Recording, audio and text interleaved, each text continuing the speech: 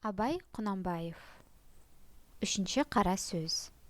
Қазақтың бірінің біріне қаскүнем болмағанының, бірінің тілеуін бірі тілеспей тұғынының, рас, сөзі аз болатұғынының, қызметке таласқыш болатұғынының, өздерінің жалқау болатұғынының себебі не? Хәмма ғаламға белгілі данышпандар әлдеқашан байқаған. Әрбір жалқау кісі қорқақ, қайратсыз тартады. Әрбір қайратсыз қорқақ мақтаншақ келеді. Әрбір мақтаншақ қорқақ ақылсыз, надан келеді. Әрбір ақылсыз надан арсыз келеді. Әрбір арсыз жалқаудан сұрамсақ, өзі тойымсыз, өнерсіз, ешкімге достығы жоқ жандар шығады.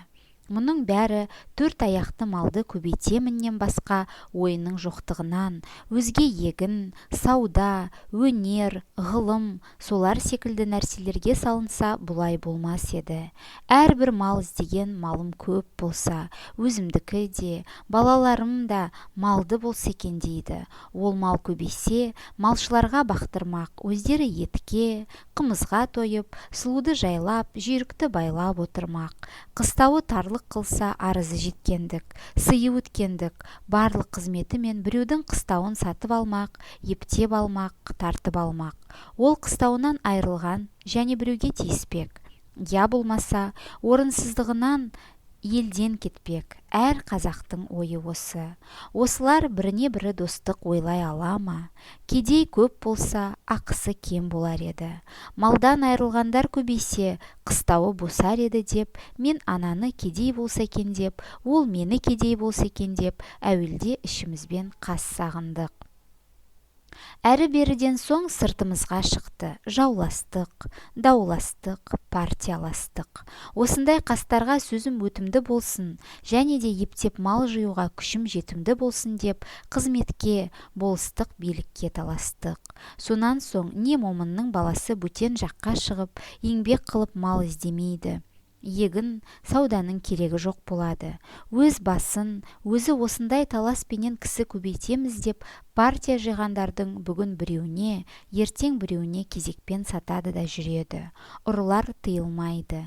Ел тыныш болса, оның ұрлығын ешкім сүйемес еді. Ел екі жар болған соң, кім ант ішіп ақтап, арамдығын жақтап сүйеймін десе, соған жақ болып сүйініп, бұрынғыдан ұрлығын әлденеше есе асырады. Елдегі жақсы адамдардың бәрінің үстінен бекер, өтірік, шапты, талады деген әртүрлі уголовный іс көрсетіп арыз береді. Оған дознание, тергеу шығарады. Өтірік көрмегенін көрдім деуші күнәлар да әлде қашан дайындап қойылған, бағанағы жақсы адам сайлауға жарамасы үшін.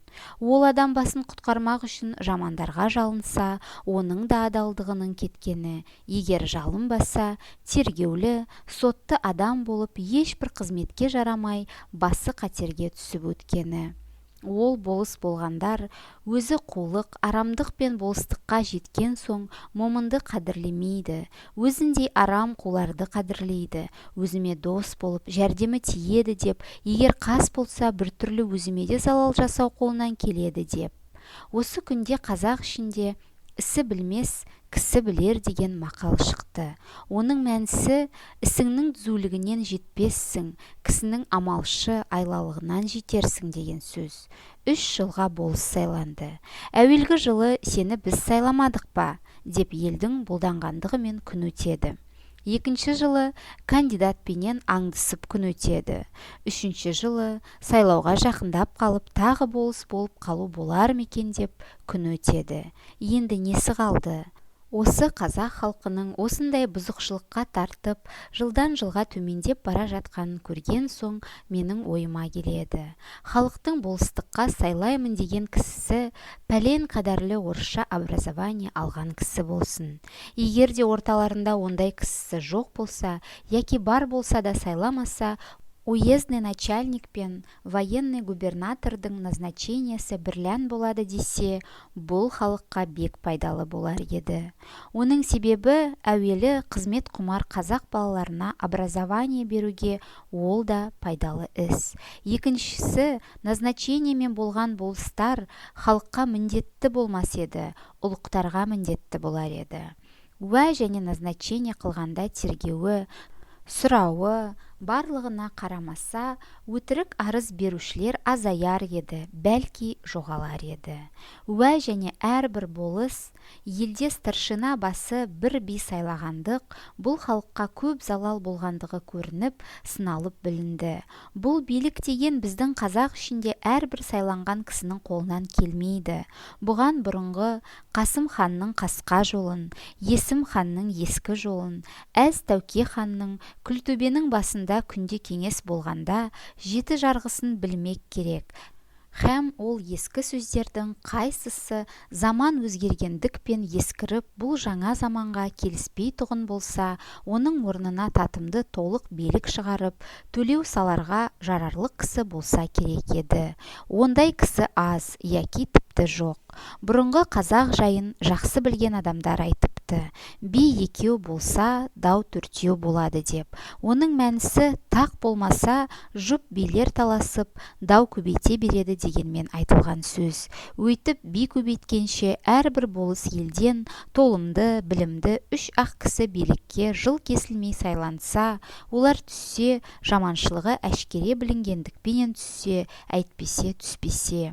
Ол билерге даугер адамдар қарамай, екеуі екі кісіні билікке таңдап алып, үстіне біреуді посредникке сайлап алып біте берсе, егер оған да ынтымақтаса алмаса, бағанағы үш бидің біреуін алып, яки жеребемен сайлап алып жүгінсе, сонда дау ұзамай бітім болар еді. Абай Кунанбаев. Слова назидания. Слово третье. В чем кроется причина разрозненности казахов, их неприязни и недоброжелательности друг к другу? Отчего слова их неискренни, а сами они ленивы и одержимы властолюбием? Мудрые мира давно заметили, человек ленивый бывает, как правило, труслив и безволен. Безвольный, труслив и хвастлив. Хвастливый, труслив, глуп и невежественен. Глуп и невежествен и не имеет понятия о чести, а бесчестный побирается у лентяя, ненасытен, необуздан, бездарен, не желает добра окружающим. Пороки эти от того, что люди озабочены только одним, как можно больше завести скота и стяжать тем самым почету окружающих.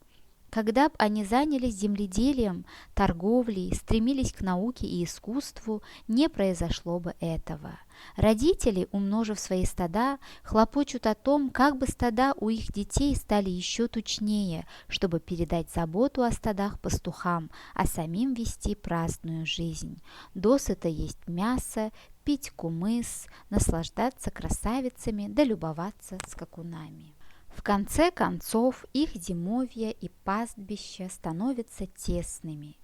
Тогда они, употребив сил у своего влияния и занимаемого положения, всеми доступными для них средствами выкупают, выманивают или отнимают угодья соседа.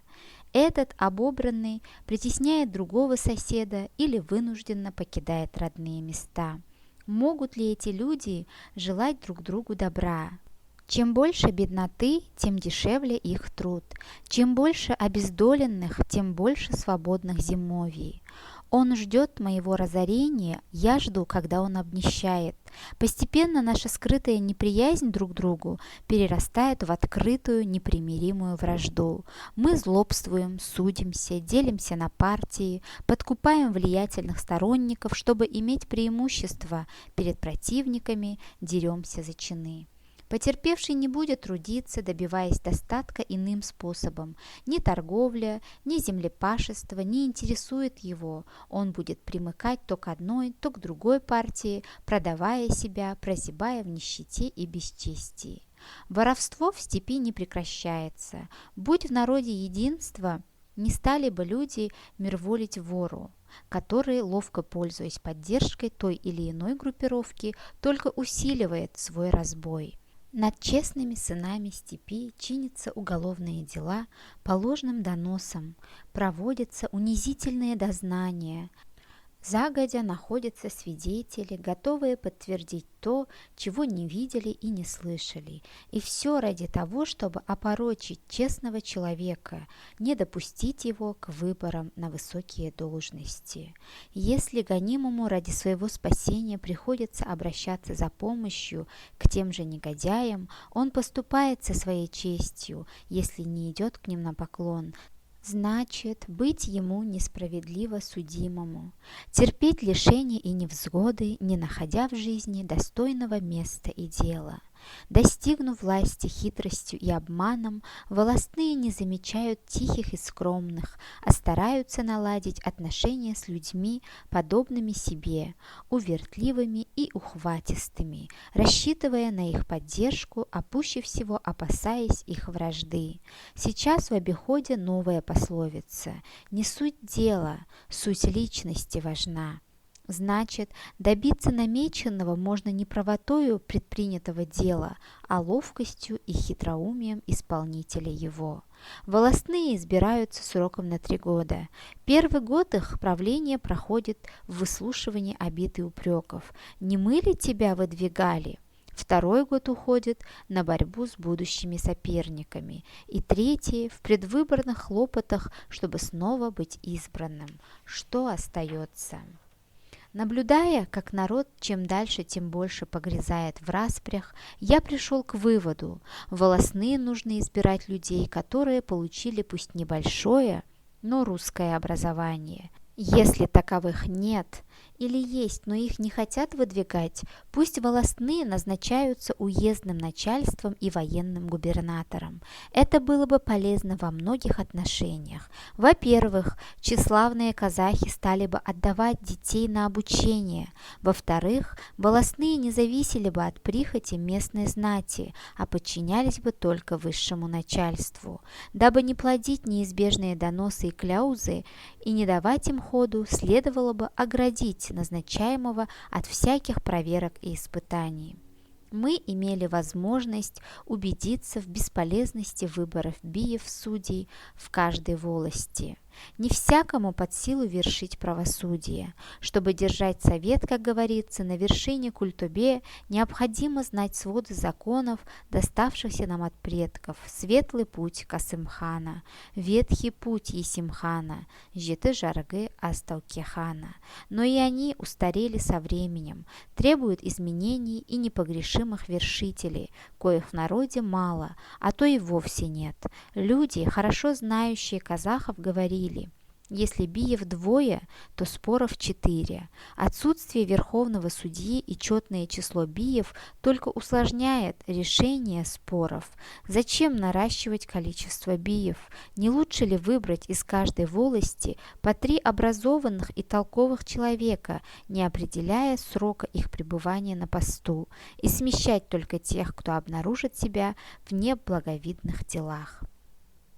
Пусть бы споры решались 2 судьями и посредником, выбранным истцами, и только не сыскав истины у этих людей, не придя к мировой, спорящие обращались бы к одному из 3 постоянных судей. Тогда бы суды не затягивались.